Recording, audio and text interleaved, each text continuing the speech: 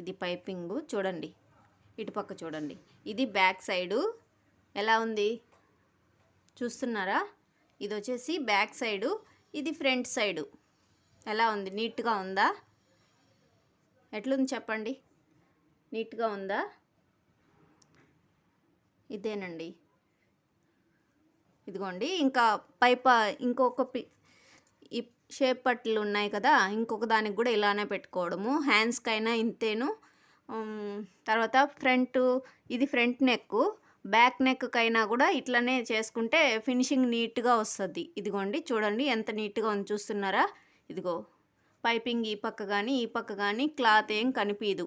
ఇలాగేస్తే hemming కూడా అవసరం లేదండి, నీట్గా ఉంటుంది. ఓకేనా?